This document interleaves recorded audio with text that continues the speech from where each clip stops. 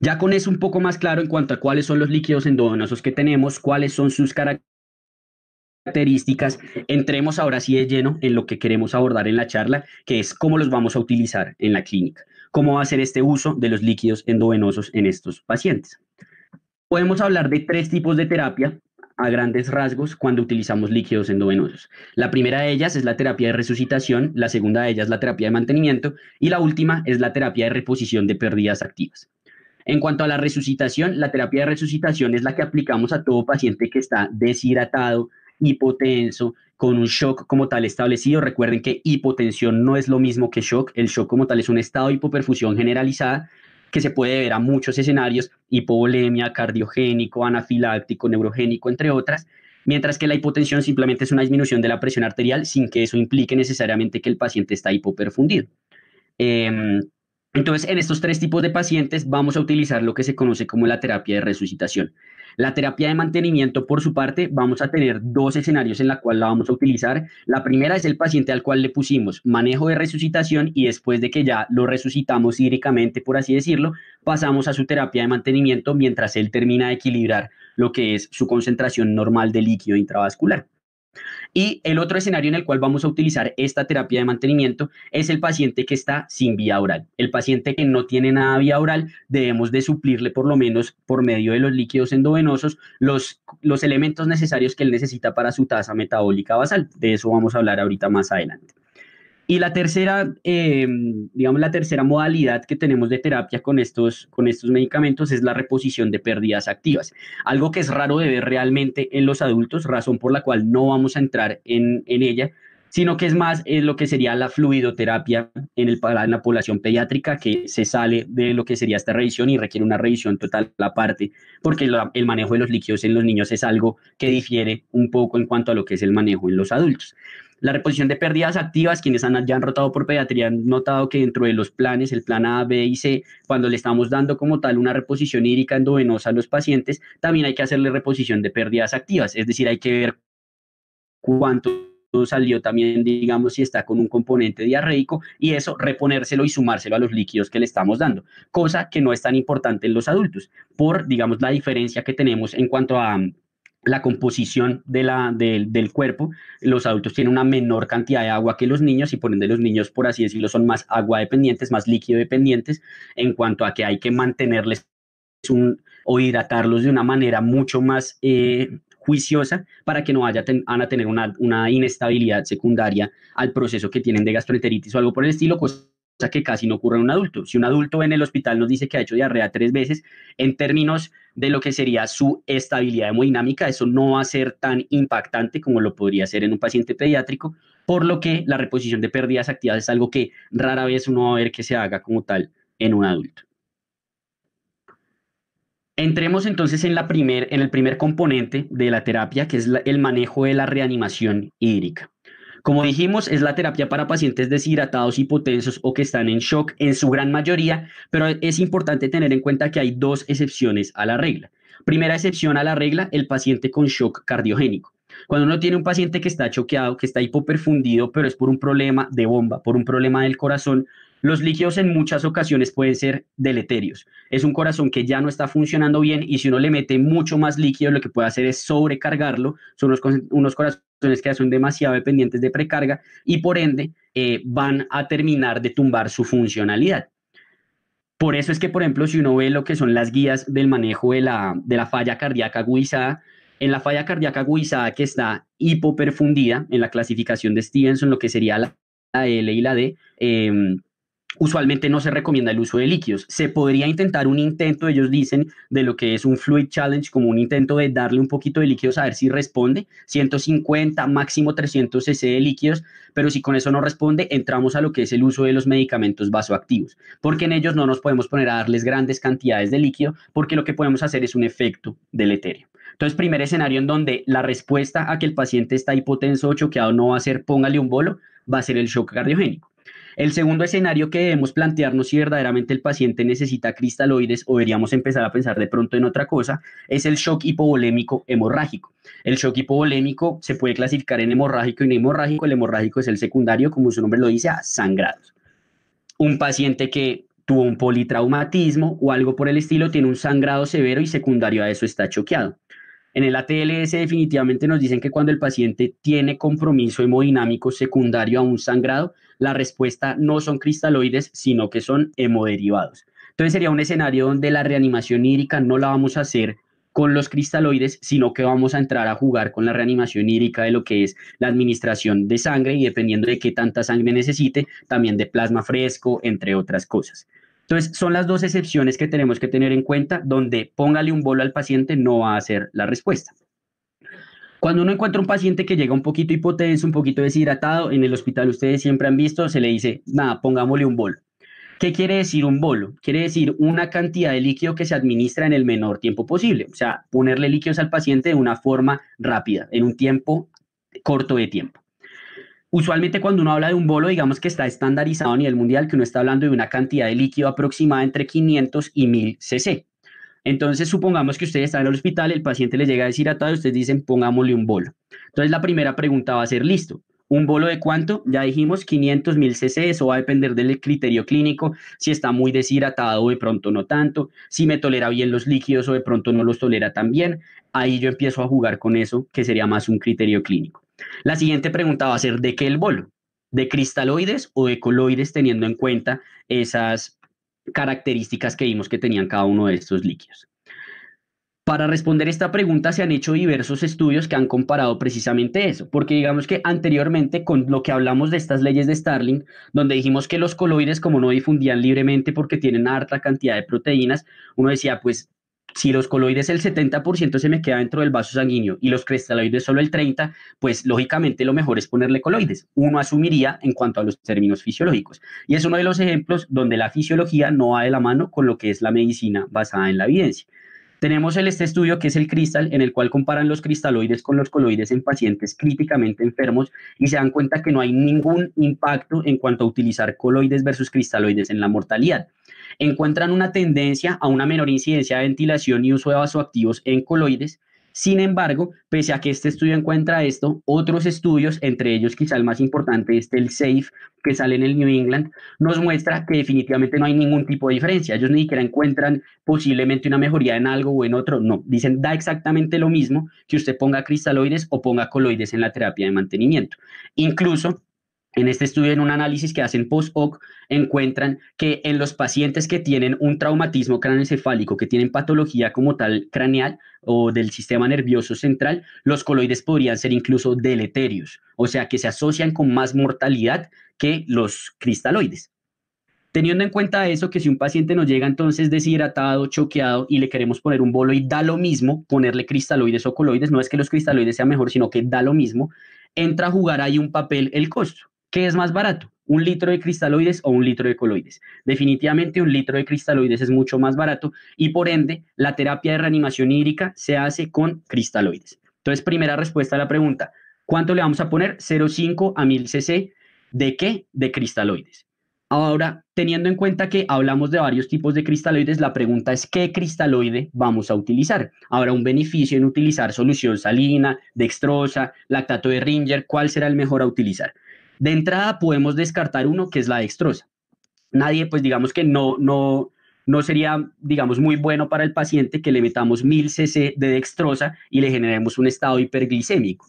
Entonces sabemos que la dextrosa entonces no va a ser la respuesta en términos de rehidratación o de bolos. El único escenario donde uno se plantea de pronto poner un bolo de dextrosa es en la solución polarizante, cuando uno está haciendo el manejo de la hipercalemia en conjunto con la insulina. Pero para manejo de paciente de reanimación hídrica, la dextrosa no es la respuesta. Entonces nos quedan dos opciones. Tenemos de un lado lo que son la solución salina, soluciones con alta concentración de cloro, y por otro lado lo que son los cristaloides balanceados, soluciones con baja concentración de cloro. Este es el último metaanálisis que tenemos al respecto que compara estos dos, digamos, estos dos escenarios, poner solución salina versus un cristaloide balanceado, ¿qué sería mejor? En términos de mortalidad, podemos ver que da exactamente lo mismo. Miren cómo aquí el forest plot demuestra que el resultado total cruza la unidad y por ende no tenemos una diferencia o no hay un favorecimiento frente al uno o al otro. Sin embargo, este metaanálisis nos muestra otros resultados y es que en otros, digamos, escenarios, este quizá uno de los más importantes en cuanto a lo que es, esta diapositiva me quedo repetida, qué pena con ustedes.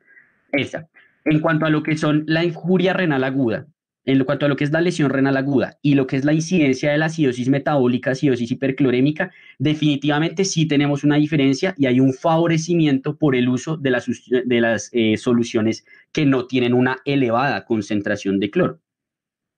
¿Por qué esto tendría que ver? ¿Cuál sería la razón por la cual, digamos, las soluciones cloradas llevan a estos dos desenlaces que serían adversos en cuanto a un aumento en la lesión renal aguda y un aumento en la acidosis hiperclorémica? Hablemos del primero, un aumento en la lesión renal aguda. Se han dado cuenta que si uno pone una solución con una alta concentración del cloro, la elevada concentración de cloro va a llegar al túbulo contorneado distal y cuando hay un aumento en los solutos en el túbulo contorneado distal, la mácula densa asume que estamos hipoperfundidos, activa el eje renina-angiotensina-aldosterona y constriñe lo que es la arteriola aferente. Eso hipoperfunde como tal a la nefrona y por ende empieza a haber un deterioro renal, empieza a haber una disminución en la funcionalidad renal, cosa que no nos ocurriría si tenemos una solución que no tiene una concentración tan elevada de cloro. Entonces, por ese lado, teniendo en cuenta eso, en paciente que está críticamente enfermo, quizá lo mejor sería ponerle un cristaloide balanceado que una solución salina normal. En cuanto a la acidosis hiperclorémica, el por qué la solución salina se relaciona con esto, básicamente es porque, en primer lugar, se ha dicho que todos los líquidos endovenosos pueden llevar a acidosis en el término en que diluyen la concentración del bicarbonato. Pero el problema es que la solución salina nos mete un componente adicional y es que, como les mencioné, esta concentración de cloro elevada en lo que es el sistema colector del riñón, se han dado cuenta que esto altera lo que es la reabsorción del bicarbonato por digamos, un transportador específico que se llama la pendrina y por ende el bicarbonato no se reabsorbe y no pasa a la sangre. Entonces hay una mayor incidencia de acidosis metabólica. Teniendo en cuenta esto, podríamos decir que la conclusión es que da lo mismo en mortalidad, o sea, se me va a morir igual un paciente que yo le ponga cristaloide balanceado o le ponga solución salina, pero definitivamente al que le pongo solución salina sí tiene un riesgo mayor de hacerme lesión renal aguda y de hacerme acidosis hiperclorémica. Esto no quiere decir que ahora a todo el mundo le vamos a poner lactato de Ringer. Quizá sí en términos normales, pero pues hay que valorar la individualidad de cada paciente. Si el paciente tiene hiponatremia, lo mejor sería solución salina y no lactato de Ringer. Si el paciente tiene hipercalemia, lo mejor sería solución salina y no lactato de Ringer. Entonces hay que individualizar, pero si es un paciente normal, sin ningún otro tipo, digamos, de consideraciones adicionales a tener en cuenta, que no llega hipotenso, choqueado o deshidratado, parece ser que la respuesta es, venga, si lo mejor es ponerle un bolo de lactato de Ringer, no un bolo de lo que sería la solución salina normal. Una vez entonces uno empieza la terapia de reanimación, lo siguiente que uno tiene que hacer es ver si el paciente le está respondiendo o no. O sea, mi paciente está mejorando con lo que yo hice o no está mejorando. Tenemos dos posibles escenarios. Para valorar si sí está mejorando, o sea, las cosas van bien, me está respondiendo, puedo utilizar lo que se conoce como las ventanas de perfusión y la misma presión arterial y la frecuencia cardíaca. Si un paciente tiene una buena presión arterial, si no está taquicárdico, yo creo, pues por la respuesta que haría fisiológicamente el cuerpo, que él no está choqueado y no está, digamos, haciendo un estado de hipoperfusión o algo por el estilo. Y adicionalmente tengo lo que se conocen como las ventanas de perfusión. Las ventanas de perfusión son aquellas cosas que me permiten ver cómo está la perfusión de mi paciente. Primera ventana de perfusión, el llenado capilar. Si un paciente me llega con un llenado capilar de 3 segundos y después de 1, 2 bolos está con un llenado capilar ya menor a 2 segundos, pues definitivamente las cosas van sirviendo, o sea, está mejorando el paciente. Segundo, el gasto urinario. Un paciente que me llega con oliguria o con anuria y después de eso ya está con un buen gasto urinario, pues también definitivamente las cosas están sirviendo. El estado de conciencia, si me llega somnoliento, le pongo líquidos y mejora el estado de conciencia. Y el lactato, la depuración del lactato, que digamos que en términos un poco más juiciosos, la depuración del lactato está es hacia las 2 horas. Si hacia las 2 horas yo tengo una depuración del lactato previo a los líquidos y posterior a los líquidos, hay una disminución mayor al 10% del lactato, definitivamente también las cosas van bien y el paciente está mejorando. Entonces, esa sería como la forma en la cual yo podría ir valorando a mi paciente si me llegó un poquito deshidratado, si me llegó hipotenso o si ya definitivamente me llegó choqueado, cómo puedo ir yo viendo si los líquidos me están sirviendo o no. ¿Qué pasa si no me están sirviendo? Si el paciente va igual o incluso va peor. Ahí tengo que empezar a utilizar estas medidas que ya son las medidas hemodinámicas que pueden ser de tipo estático o de tipo dinámico. Las medidas de tipo estático son las medidas clásicas que conocemos desde hace rato para monitorizar a los pacientes cuando estamos en manejo de reanimación hídrica, donde tenemos la presión venosa central, la saturación venosa central y la presión arterial media, que hace parte de todo lo que sería ese protocolo de Rivers que se utiliza en lo que es la terapia temprana guiada por metas. Últimamente, digamos que de lo último que tenemos en evidencia en cuanto al manejo de los líquidos endovenosos es que se han dado cuenta que si bien esto sirve, o sea, no es por decir que las medidas estáticas no sirvan, hay otras medidas que pueden ser un poco más útiles que son esas medidas dinámicas. En las medidas dinámicas tenemos lo que es la variación en la presión del pulso, la variación en el gasto cardíaco y lo que sería la maniobra de la elevación pasiva de las piernas, que ya vamos a explicarlas un poquito más a fondo. Esas medidas dinámicas podemos dividirlas en las que tiene el paciente en reanimación no intubado y el paciente que está intubado o en UCI. Las que más me importa, creo yo, que uno conozca y que uno tenga el conocimiento de cómo funcionan son las del paciente que está en urgencias, porque pues un paciente intubado o en UCI va a tener el cuidado de un internista, un intensivista además, mientras que la otra sí de pronto pueda depender de uno. La primera que tenemos es la de la elevación pasiva de las piernas. ¿Qué es lo que uno busca con esta maniobra? Uno busca que uno le eleva al paciente las piernas más o menos en una angulación de 45 grados, como está en, qué pena me voy a adelantar un poquito, como está en esta foto acá. Uno busca una elevación pasiva de las piernas y cuando hace esta elevación pasiva de las piernas, uno valora si hay un aumento o no en el gasto cardíaco. Hay algunos doctores que uno ve que en urgencias lo hacen y ven si mejoran otras medidas hemodinámicas, frecuencia cardíaca, presión arterial, pero digamos que la validación está realmente dada es con el aumento del gasto cardíaco que sea mayor al 13%. Ya les explico el por qué esto me indica o cuál es la utilidad de esto. La segunda es la compresibilidad de la vena cava. Coger con un ecógrafo, buscar la vena cava y literalmente hundirla a ver si se comprime o no se comprime. En cuanto al paciente intubado o en UCI, la variación en la presión de pulso con la ventilación y la expiración que sea mayor al 10%, la compresibilidad de la vena cava igualmente y el aumento del gasto cardíaco también con lo que serían las variaciones en la inspiración y en la expiración. ¿Qué es lo que uno busca con estas medidas dinámicas? Cuando uno le está poniendo líquidos a un paciente, uno lo que está tratando con ese paciente es ponerle más volumen para que a medida que tenga un mayor volumen aumente la precarga y de esa manera aumente lo que es el gasto cardíaco, que eso está dado por las leyes de Frank Starling. A mayor distensibilidad, mayor fuerza de contracción. Pero hay un punto a partir del cual el volumen deja de ser efectivo. Entonces, lo que yo quiero saber con las medidas dinámicas es, venga, yo ya estoy en este punto donde si le pongo más líquidos, las cosas no van a servir de nada, solo lo voy a encharcar, pero no lo voy a mejorar, o de pronto voy por acá en la curva y este paciente sí puede que me reciba más líquidos. Ese es el objetivo de las medidas dinámicas y por eso es que se ha hecho tanto, digamos, énfasis en que las deberíamos utilizar actualmente con la evidencia que tenemos. Entonces, ¿qué es lo que busca esta maniobra que sería quizá la más fácil que nosotros podríamos implementar, que es la elevación pasiva de las piernas? Imagínense que este paciente, imagínense que, no sé, el cuerpo humano como si fuera una botella de agua, y la tapa de la botella de agua es el corazón. ¿Listo? Si ustedes tienen este paciente o esta botella de agua así planita, dependería de si está llena o vacía que el agua esté en contacto con la tapa que sería el corazón. ¿A qué me refiero con esto? Si ustedes tienen una botella de agua que no está completamente llena y ustedes la voltean, el agua, por efecto de la gravedad, va a entrar en contacto con la tapa, que en este caso sería el corazón. Eso le va a aumentar la precarga al corazón y por ende el corazón va a funcionar mejor. Pero si la botella ya está llena, en el caso del cuerpo humano, si el cuerpo ya no tolera más líquidos, tiene todos los líquidos que le cabían en sus vasos sanguíneos, si yo lo volteo, no estoy haciendo ningún efecto. O sea, el corazón está exactamente igual a como estaba antes de subirle las piernas. Y por ende no va a haber una mejoría en el gasto cardíaco. Entonces, eso es lo que yo valoro. Le elevo las piernas, miro si hay un aumento en el retorno venoso, que es el objetivo con el aumento del gasto cardíaco. Y si sí, yo digo, listo, a este paciente le caben más líquidos. Yo puedo ponerle otro bolo de líquidos. Si no mejoran, entonces ahí yo digo, venga, este man ya está en esa parte que vimos de ahorita de la gráfica, entonces ya la respuesta no son los líquidos, la respuesta es que ya tengo que ponerle un medicamento vasoactivo. En cuanto a la compresibilidad de la vena cava, la lógica detrás es exactamente la misma. Si ustedes tienen una botella de agua completamente llena, uno no la puede apretar, no la puede deformar, mientras que si la botella de agua está vacía es mucho más fácil deformarla. Lo mismo le pasa a los vasos sanguíneos del paciente. Si el paciente ya tiene todos los líquidos que le cabían, pues no puedo comprimir la vena cava, pero si a esa vena cava le caben más líquidos, la puedo comprimir y eso quiere decir que a ese paciente le caben más líquidos.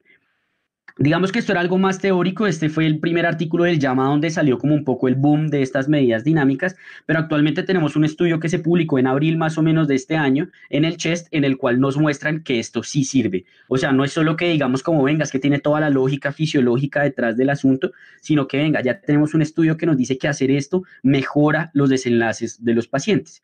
¿Qué mejora específicamente? Hay un menor uso de volumen de líquidos endovenosos, que eso es importante en el pronóstico del paciente, como vamos a ver ahorita. Hay una menor incidencia de terapia de reemplazo renal, hay una menor incidencia de ventilación mecánica invasiva y todo eso con una P que es estadísticamente significativa, favoreciendo a lo que son el uso de las medidas dinámicas versus el uso de las medidas estándar, que son las medidas estáticas, que fue lo que compararon acá en este estudio. Entonces, el punto es que sí, tenemos que ponerle líquidos rápido al paciente, pero tenemos que estarlo examinando a ver si me mejoró, listo, perfecto, y si no me ha mejorado, tengo que tomar la decisión, ¿le pongo más líquidos o le pongo un vasoactivo? O sea, ¿lo encharco si le pongo más líquidos o no? Esa es la pregunta. Y para eso, las medidas dinámicas son la respuesta. Entremos ahora a lo que sería el otro lado de la terapia, la segunda modo de terapia, que sería el mantenimiento. Listo, ya eso que acabamos de hablar sería la resucitación.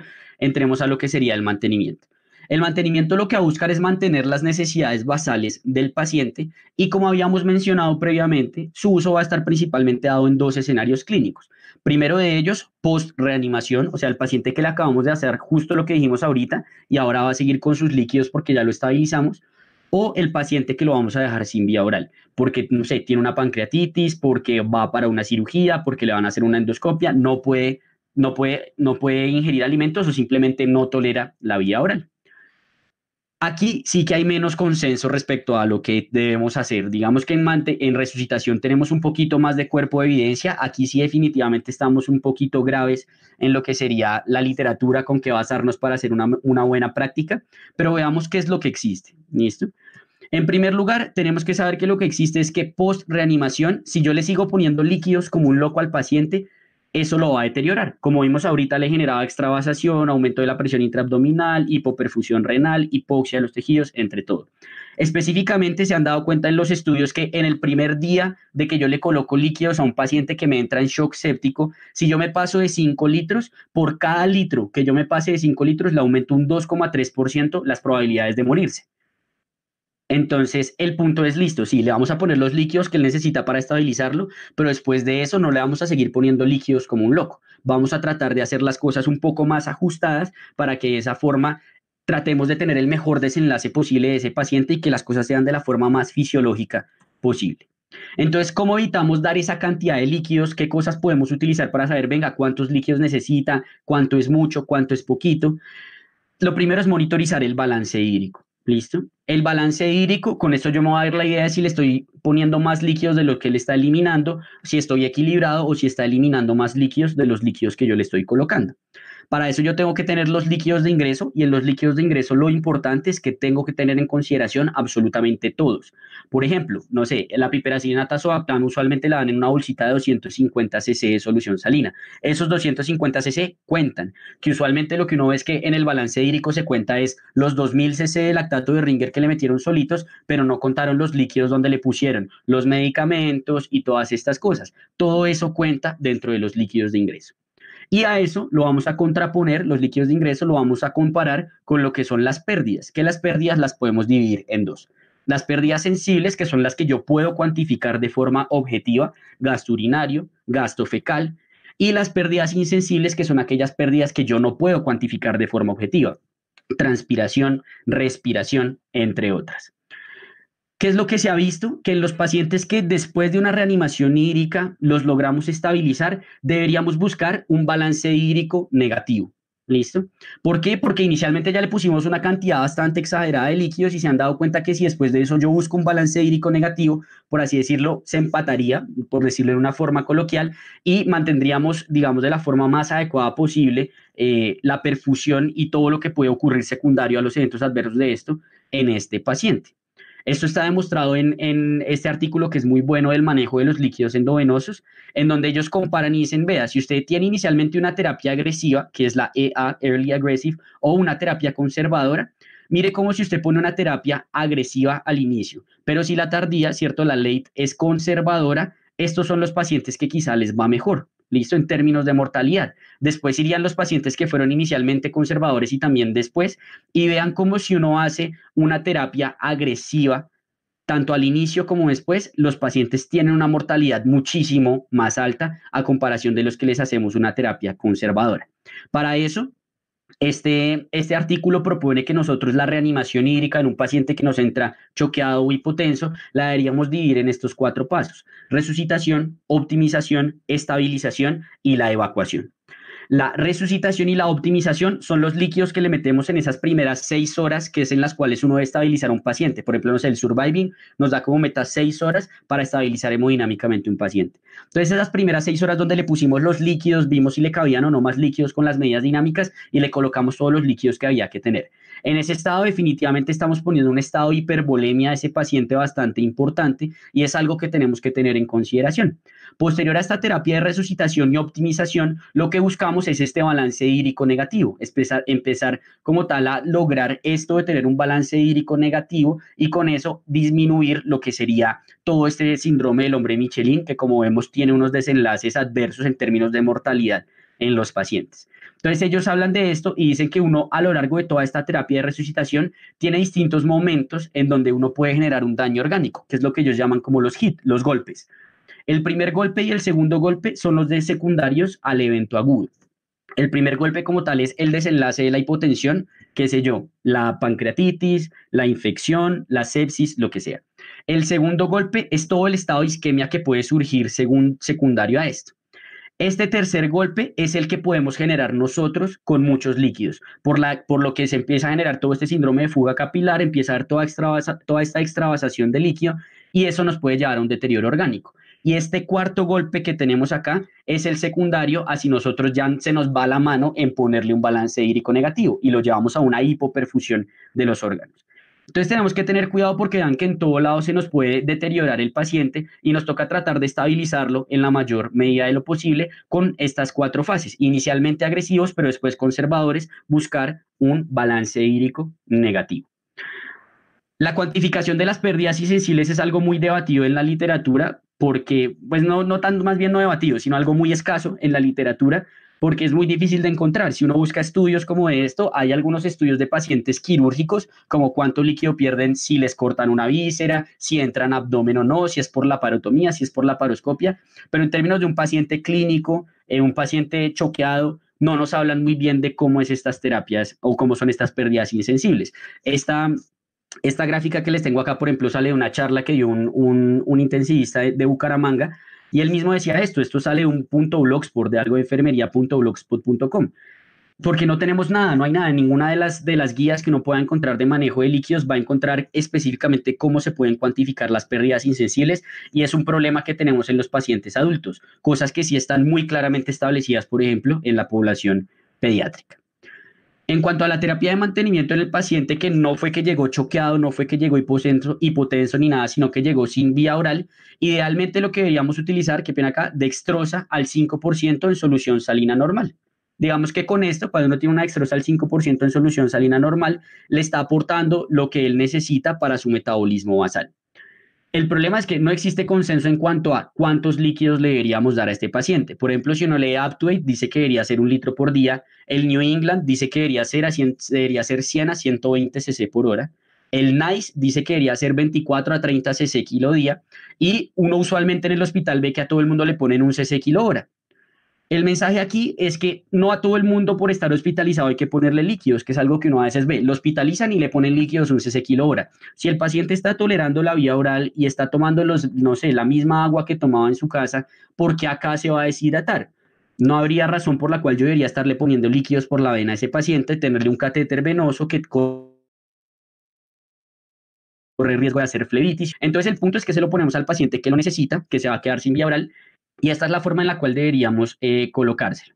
Adicionalmente, si el paciente va a quedar un buen tiempo sin vía oral, por lo menos más de 24 horas, debemos colocarle las necesidades basales de potasio, que recuerden que son 1.000 equivalente kilogramo día, y aquí nuevamente hay que tener en consideración todos los líquidos. O sea, si le están poniendo piptazo cada 6 horas, pues eso serían 4 dosis de piperacilina tazobactam, sería 1 litro de agua que le estamos colocando ahí, pues de solución salina que le estamos colocando ahí. Y eso lo deberíamos tener en cuenta dentro del balance de este paciente y dentro de este cálculo que estamos haciendo nosotros acá, sea por la que sea que ustedes se decanten. Usualmente los cirujanos se van más por el NICE, uno en el hospital ve más práctico el 1 a 2 cc por kilo y lo ajusta, uno dice, no, pero está como un poquito deshidratadito, pongámosle a 2, o no, es que es muy viejito, de pronto no tolera muy bien los líquidos, pongámoselo a 0,8. Y todo eso que es así como tan empírico es por esto que les estoy diciendo de que no tenemos evidencia en la cual sustentarnos para decir, no, venga, la mejor aproximación son tantos cc. No tenemos lastimosamente nada que nos permita decir eso. En el hospital usual, digamos, si bien lo ideal sería con dextrosa en solución salina, muchas veces eso no va a ocurrir y ustedes van a ver que casi siempre le dan a los pacientes es o lactato o solución salina. El mensaje sobre todo es si el paciente se va a quedar un buen tiempo sin vía oral, más de 24 horas, sí lo mejor sería, por favor, ponerle la dextrosa y las necesidades basales de potasio, porque con eso, digamos que le logramos dar lo que él necesita para hacer su metabolismo normal. Si solo le damos solución salina, pues ¿de dónde va a empezar a sacar energías? De sus reservas. Para, digamos, a unir todo un poquito, veamos un caso clínico rápidamente en cuanto a cómo aplicaríamos todo eso que nosotros dijimos. Por ejemplo, si llega una paciente femenina al servicio de urgencias de 70 años sin antecedentes de importancia, que tiene sintomatología respiratoria dada por tos con expectoración purulenta. Pues además del posible COVID, ahorita que estamos con el COVID, ¿qué podríamos hacer con el balance hídrico? Es como a lo que me quiero enfocar de esta paciente. Llega con estos signos vitales, una tensión arterial en 90-60, una cardíaca de 123, respiratoria de 12, está febril y tiene una saturación en 92%. Es decir, muy probablemente tiene un problema infeccioso, ¿cierto? A nivel pulmonar, que podría ser una neumonía bacteriana, COVID, lo que ustedes quieran, pero secundario a este problema infeccioso, tenemos una repercusión hemodinámica definitivamente. Tenemos taquicardia, tenemos fiebre, entonces estamos en un síndrome de respuesta inflamatoria sistémica que deberíamos tenerlo en cuenta de importante en el paciente.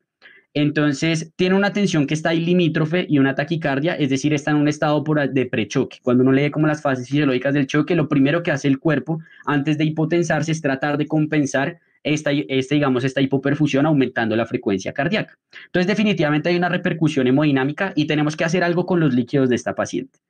¿Qué vamos a hacer con los líquidos? Es la primera respuesta. ¿Cuál sería el manejo inicial de los líquidos en esta paciente? Pues definitivamente póngale un bolito, sería la respuesta, ¿cierto? Pongámosle un bolo, iniciamos terapia de reanimación hídrica y pues digamos que la cantidad de líquido dependería de si diagnosticamos o no sepsis en esta paciente. Si diagnosticamos sepsis, pues el surviving nos dice 30 cc por kilo, pero digamos si no está séptica, en este momento le ponemos 500 a 1000 cc de algún líquido. ¿Cuál? Solución salina o lactato de Ringer. Sabemos que preferiríamos lactato de Ringer si la paciente no tiene nada más que nos haga de pronto decantarnos por la solución salina. Le ponemos este primer bolo y la paciente continúa igual. Ustedes van y miran las ventanas de perfusión, la frecuencia cardíaca, la presión arterial, todo esto que hablamos y la paciente continúa igual. ¿Qué tendríamos que hacer aquí? Muy probablemente podría ser o repetirle otro bolo o lo más juicioso que podríamos hacer es valorar las medidas dinámicas. Con las medidas dinámicas valoraríamos si el paciente tolera más líquidos o ya nos tenemos que ir con un soporte vasoactivo, ¿cierto? Que sería en el caso sobre todo de si se deteriora. Entonces le ponemos un soporte vasoactivo, primera línea, en un paciente infectado muy probablemente shock séptico sería la noradrenalina. Y con eso, digamos, veríamos cómo va evolucionando el paciente. El punto es hacer el uso de las medidas dinámicas y con eso determinar, ¿nos ponemos más líquidos o nos vamos ya con lo que es el soporte vasoactivo? Si con el primer paso, o sea, si con el primer bolo que le pusimos la paciente mejora, pues lo que pasaríamos es a ponerle la terapia de mantenimiento, buscando un balance hídrico negativo, como dijimos en los siguientes 2 días, y todo esto tendría que ver con si tolera, no tolera la vía oral, y con eso vemos qué tantos líquidos habría que colocarle a esta paciente. Entonces, el mensaje de la charla básicamente es ese, digamos que si bien no tenemos las herramientas suficientes para hacer un consenso de cómo debemos utilizar los líquidos endovenosos, tratemos de hacerlo de la forma más juiciosa posible, tratando de evitar los eventos adversos que estos pueden desencadenar en los pacientes. Pongamos terapia de reanimación cuando toca, pongamos terapia de mantenimiento cuando toca, no a todos los pacientes que ingresan al hospital, y no le pongamos líquidos a todo el mundo porque está hipotenso, sino que valoremos si realmente ese paciente le caben más líquidos o de pronto ya tenemos que irnos más hacia la vía de ponerles un soporte vasoactivo. Eso sería todo en cuanto a la charla. No sé si hay dudas al respecto de algo de lo que se mencionó. Pues digamos, quedo atento ahí en el chat de YouTube si hay alguna pregunta con respecto a la charla. Listo, Doc. Entonces, si quieres, esperemos por ahí 2 minuticos a ver si se genera alguna duda. Acá me mandaron una pregunta por WhatsApp que por qué no la pudieron poner en el chat. Me preguntan que al cuánto tiempo puedo valorar las medidas activas, supongo que las dinámicas, después de haber puesto los líquidos. Digamos que no es que a todo el mundo le vayamos a valorar las medidas dinámicas, sino como te mencioné, lo primero es valorar básicamente si el paciente te está respondiendo o no a los líquidos. Si te está respondiendo a los líquidos, pues ¿para qué nos vamos a poner a hacerle un ecocardiograma, ver si hay compresibilidad de la vena cava, hacerle elevación pasiva de los miembros inferiores? Si sabemos por ventanas de perfusión que nos está respondiendo, no está hipotenso, no hay signos de hipoperfusión ni nada. Ahí ya sabríamos que el paciente está bien. El momento en el cual desearíamos utilizar medidas dinámicas es en el contexto del paciente que va igual o que está deteriorándose. No existe un tiempo establecido en cuanto a después de tanto. Lo importante es, digamos, no sé, le pasé mi primer bolo de 1000 cc, que por ejemplo en Surviving Sepsis dice, póngansele un bolo de 500 a 1000 cc y después de cada bolo reevalúe. Entonces la respuesta no es después de cada tiempo, sino después de cada bolo que tú le tengas, valoras. Entonces, primer bolo, la perfusión de pronto no mejoró. Bueno, voy a darle un intento, otro bolo. Le paso otro bolo, ya voy 2000 cc. Ahí de pronto, si el paciente va igual o va deteriorándose, empezaríamos o utilizaríamos esas medidas dinámicas. Entonces, valoro rápidamente si el paciente responde o no a elevación pasiva de las piernas, compresibilidad de la vena cava. Si sí, sigo poniéndole bolos. Si no, entonces ya me voy por el soporte vasoactivo. Entonces, más que por un tiempo, es ir revalorando todo el tiempo al paciente para ver si está respondiendo o no a estos líquidos endovenosos.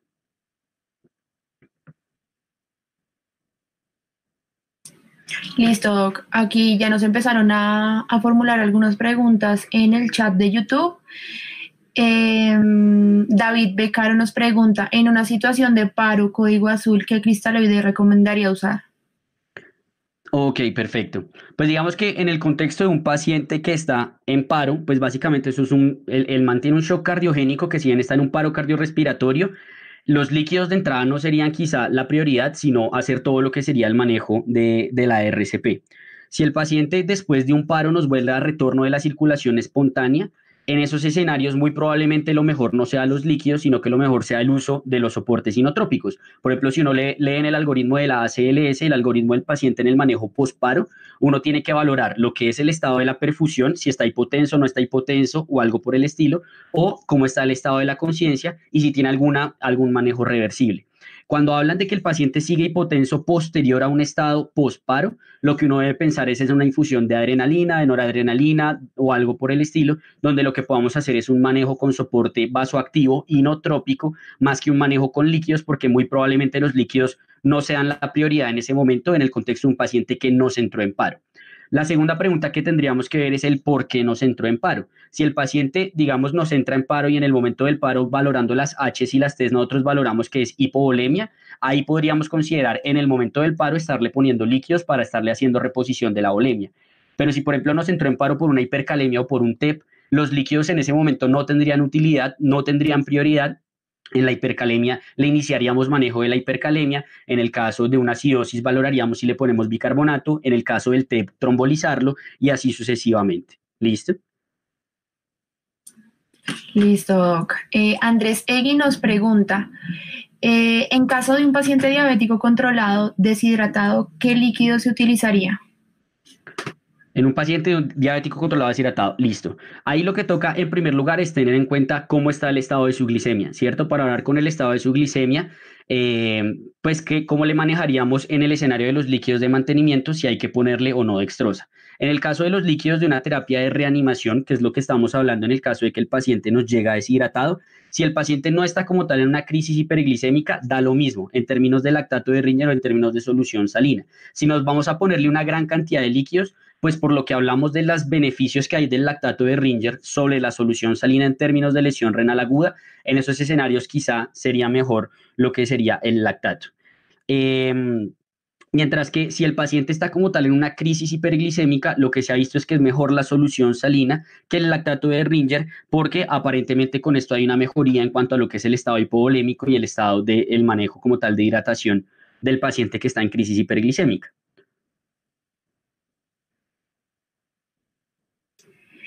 José Meneses nos pregunta, bueno, nos dice, doctor, buenas noches, excelente revisión de tema.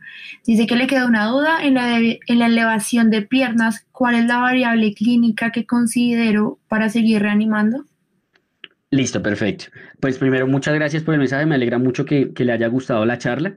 Eh, Primer mensaje importante a tener ahí en cuenta es que la elevación de las piernas como tal está validada en el estudio del llama, es con el uso del gasto cardíaco. Una mejoría en el gasto cardíaco superior al 13%, o sea que el gasto cardíaco de lo que tenía antes de la elevación de las piernas a cuando lo tiene después, si hay un aumento con una diferencia del 13%, significa que el paciente tiene una buena respuesta a líquidos todavía y le podría seguir colocando líquidos. Si por el contrario la diferencia es menor al 13%, en ese escenario ya el paciente no se beneficia de líquidos y por ende lo mejor sería decantarse entonces ya por el inicio como tal del manejo vasoactivo. Listo, doc. María Camila Cardoso dice, buenas noches, doctor, muchas gracias por la charla. No me quedó muy claro de qué manera se mide el cambio en el porcentaje del gasto cardíaco.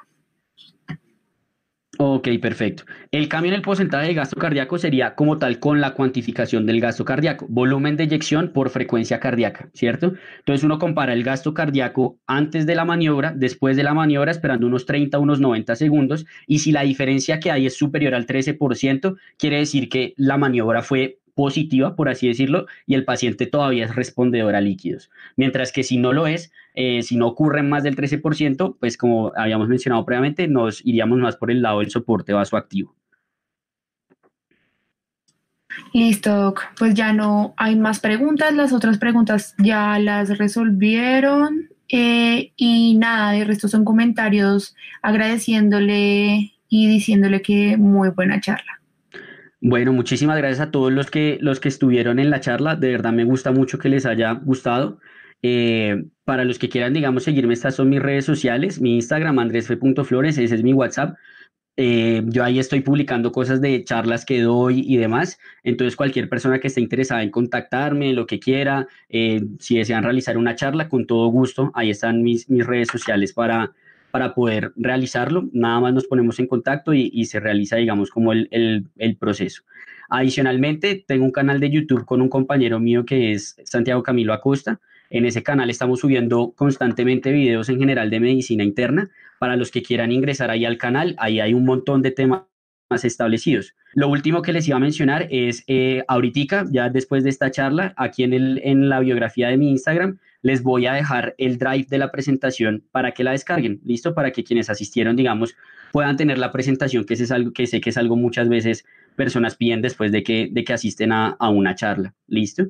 Entonces ahí se las dejo en la biografía de mi Instagram para que vayan y me sigan, ¿listo? Y este sería el canal de YouTube. Espero les guste mucho para quienes puedan entrar y verlo. Tenemos, como les digo, videos de todo. Actualmente estamos también subiendo videos de cómo prepararse para el Step One. Entonces, de hecho, hoy va a subir un video de un tutorial de cómo utilizar Anki. Entonces, bienvenidos todos. Me alegra mucho que les haya gustado la charla. Eh, y nada, cualquier duda adicional que tengan, la pueden poner, me pueden escribir por el WhatsApp y con todo gusto. Listo, doc. Muchas gracias por aceptar nuestra invitación y nos veremos en una próxima ocasión. Muchas gracias también a las personas que estuvieron participando de la charla. Claro que sí, con todo gusto. Muchas gracias a todos. Muchísimas gracias a todos los que vieron el video. Espero les haya gustado mucho, les haya servido muchísimo. Cualquier duda que tengan al respecto del video, no duden en dejarla en los comentarios y con todo gusto, con la mayor prontitud posible, trataremos de ayudarles y de resolverles sus preguntas. Como les comenté al inicio del video, toda esta charla siempre se estuvo anunciando a través de mis redes sociales, por lo que los invito a seguirme y también seguir a Santiago, porque ahí vamos a estar publicando cada que subimos un nuevo video. Si tengamos algún otro evento como este que sucedió, este YouTube Live, que tuvimos la oportunidad de que me invitara a esta universidad. eh, y también por ahí vamos a estar subiendo los proyectos que tenemos a futuro, que son un montón y sabemos que les van a gustar muchísimo. Estén súper pendientes del canal. Vamos a seguir con todo lo que es los videos de la preparación del Step 1. Vamos a subir ACV, vamos a subir pancreatitis y muchísimos otros temas, todos los que ustedes nos piden, para que el canal siga creciendo y pues les siga siendo de utilidad a todos ustedes. Les recuerdo adicionalmente, como siempre, el proyecto que yo tengo personal, que son las clases de medicina interna. Si están interesados en cualquier tema adicional, por ejemplo, esta charla de líquidos endovenosos sería un ejemplo de lo que se podría hacer si alguien me pidiera una clase de líquidos endovenosos. Podemos hacer resolución de casos clínicos, preparar revisiones, todo lo que ustedes deseen. Simplemente es ponernos en contacto y se puede, digamos, agendar lo que ustedes necesiten. Me contactan por mis redes sociales y pues con todo gusto podemos agendar y podemos organizar este tipo de actividades. Muchísimas gracias a todos los que vieron, no sería nada más. Esto fue Tutorías Medicina Interna.